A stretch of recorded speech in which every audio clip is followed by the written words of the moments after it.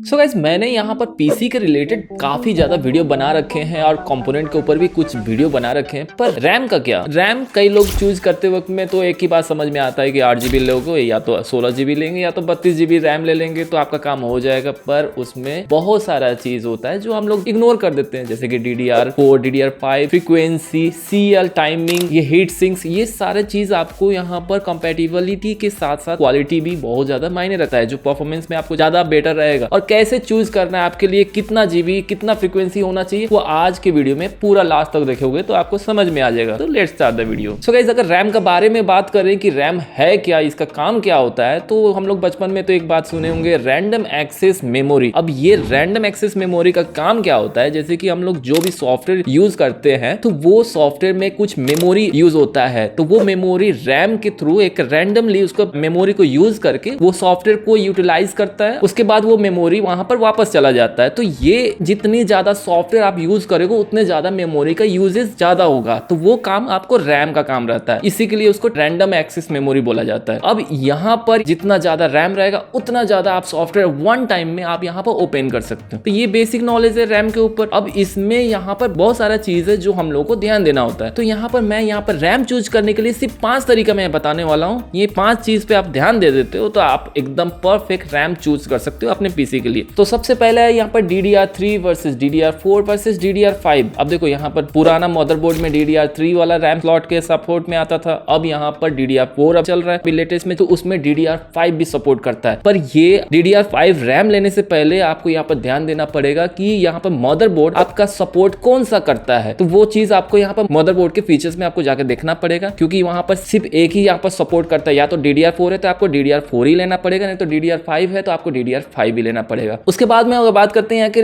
आपको रैम कितना चाहिए, तो बेसिकली अगर हम बात करें कि आप अगर मल्टीटास्किंग करते हो, बेसिक यूज करते हो, प्रोडक्टिविटी वाला काम करते हो, तो आपके लिए 8 GB इनफ रहेगा। ब्राउजिंग वगैरह करोगे, मल्टीटास्किंग, मूवीज वगैरह, या तुम कोई भी चीज आप काम करना चाहते हो तो 8 GB आपके लिए ठीक ठाक आपका काम चला देगा। अब उसी में अगर आप गेमिंग करना चाहते हो, थोड़ा बहुत एडिटिंग करना चाहते हो, तो मिनिमम आपको 16 GB लेना सही रहेगा, नहीं तो आपका गेमिंग का परफॉर्मेंस बहुत ज्यादा आपको दिक्कत करने लग जाएगा। अब यहाँ पर सिर्फ गेमिंग और प्रोडक्टिविटी का बात करें तो 16 GB इनफ है, पर अगर आप लोग उसमें स्ट्रीमिंग भी करना चाहते हो तो आपके लिए कम से कम 32 GB अगर लेते हो ना, तो पूरा परफॉर्मेंस एकदम स्मूथली कर देगा, क्योंकि यहाँ पर स्ट्रीमिंग और गेमिंग और उसके बाद में आप डिस्कॉर्ड वगैरह भी यूज करोगे, कुछ ब्राउजर वगैरह भी तो ओपन करके रखना ही होगा, तो वो सारा एक्सेस करने के लिए आज के टाइम में 32 GB कंपलसरी हो गया है। उसके बाद में तीसरा नंबर पे है स्पीड, यानी मेगाहर्ट्ज और CL टाइमिंग। अब यहाँ पर स्पीड मेगाहर्ट्ज के बारे में तो आप कई बार सुने होंगे कि 3200 मेगाहर्ट्ज,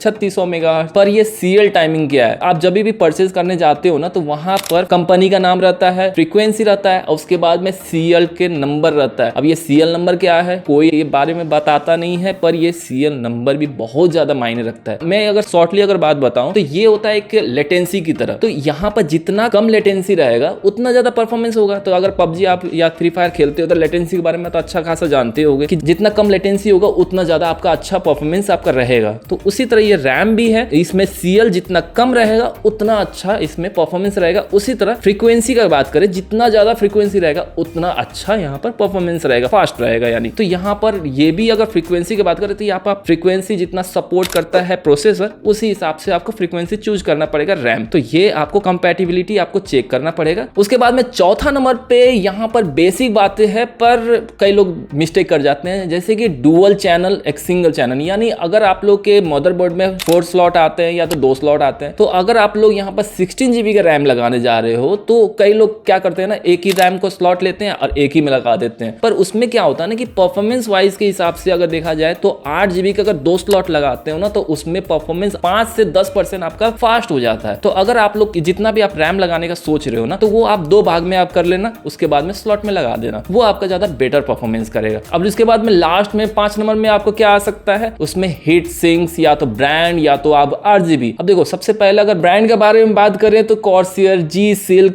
किंगस्टोन, XPG, बहुत सारे ब्रांड है जो अच्छा परफॉर्म कर देता है। अब यहाँ पर उसका सर्विस सेंटर इतना ज्यादा अच्छा रहेगा, उस हिसाब से आप अपना देख लेना। उसके बाद में यहाँ बात करें यहाँ पर हीट सिंक का, तो कई रैम आता है बिना हीट सिंक का, जो आप देखते होंगे ना सारा चिप्स वगैरह दिखते हैं, तो उसमें कुछ भी हीट सिंक नहीं लगा रहता है, सिर्फ आपको यहाँ पर चिप बना रहता है। पर यहाँ पर अगर ज्यादा परफॉर्मेंस करते हो ना, ज्यादा हेवी परफॉर्मेंस परफॉर्मेंस करते हो तो हीट होने का चांसेस रहता है, उसके बाद में हीट हो जाएगा तो आपका लैग करने लग जाएगा। तो आप अगर ज्यादा हेवी परफॉर्मेंस कर रहे हो, ज्यादा यूज कर रहे हो, ज्यादा मल्टीटास्किंग कर रहे हो, तो आपको लिए बेटर ये रहेगा कि आप यूज करो यहाँ पर हीट सिंक्स वाला रैम। तो उससे क्या होगा ना कि थोड़ा बहुत जितने भी हीट होगा वो एब्जॉर्ब कर लेगा और उसके बाद में आपका परफॉर्मेंस बेटर रहेगा। अब बाकी लास्ट में आपका था 8GB, तो 8GB तो भौकाली के लिए होता है। अगर आपके पास बजट ज्यादा है तो ये सब ध्यान देने के बाद में अगर पैसा बचता है तो आप 8GB पे भी जा सकते हो, जितना ज्यादा लुक्स में बेटर रहेगा। वैसे ये खुद के सेटिस्फेक्शन के लिए, नहीं तो सोशल मीडिया में आपको दिखाना भौकाली जमाना है तो आप 8GB लो, रंग चंगी आपका पीसी बिल्ड करो, वहां पे ऊपर चॉइस है। तो बस ये 5